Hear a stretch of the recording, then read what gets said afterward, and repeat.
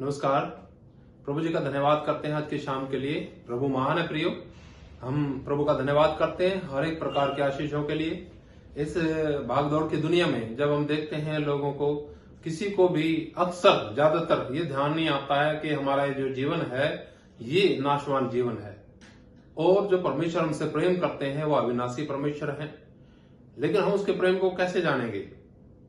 प्रेम के द्वारा ही हम उसको जान सकते हैं। हम थोड़े प्रभु की वाणी देखेंगे और थोड़ा समय रखते हैं हम इन दिनों में, लेकिन आने वाले समय में प्रभु ने चाहा तो हम और अच्छा समय लेकर के कुछ विषयों को लेंगे और लगातार उनका अध्ययन करेंगे।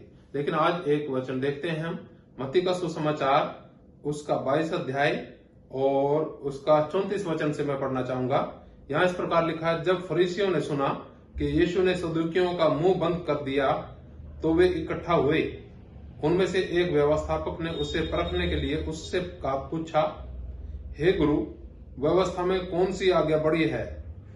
उसने उससे कहा, तू परमेश्वर अपने प्रभु से अपने सारे मन और अपने सारे प्राण और अपनी सारी बुद्धि के साथ प्रेम रख।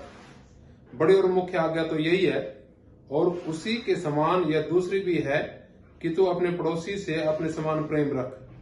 ये ही दो आज्ञाएं सारी व्यवस्था और भविष्यद्वक्ताओं का आधार है।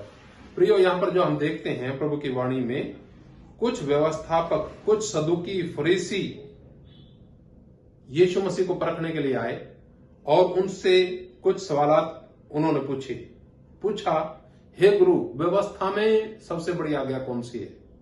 व्यवस्था में बहुत सी आज्ञा है प्रियो, और बड़ी का मतलब होता क्या है? प्रभु यीशु मसीह ने सारी व्यवस्था का निचोड़ निकाल करके जो ये आज्ञा बताई, ये वास्तव में सबसे बड़ी आज्ञा है। वो है क्या? उसने उससे कहा, तू अपने परमेश्वर से, अपने प्रभु परमेश्वर से अपने सारे मन और अपने सारे प्राण और अपनी सारी बुद्धि के साथ प्रेम रख। बड़ी और मुख्य आज्ञा तो यही है। क्या करना चाहिए प्रियो? कि परमेश्वर से क्या करना है? अपने सारे मन, अपने सारे प्राण और सारी बुद्धि के साथ प्रेम रखना। इसका अर्थ है परमेश्वर के हुक्मों को मानना। जैसा परमेश्वर बोले उसको हमें मानना। उससे प्रेम रखने का अर्थ ही यही है। और दूसरा बताया गया कि इसी के समान है एक और आज्ञा। वो आज्ञा क्या है? कि अपने पड़ोसी से अपने समान प्रेम रख। प्रियो, आज के इन दोनों वचनों के द्वारा क्या हम अपने आप को महसूस करते हैं कि हमें वाकई और परमेश्वर से प्रेम करना चाहिए और अपने पड़ोसी से भी प्रेम करना चाहिए? अपने जैसा हम चाहते हैं हमारे लिए कोई करे, वैसा ही हम अपने पड़ोसी के साथ ऐसा व्यवहार करना चाहते हैं।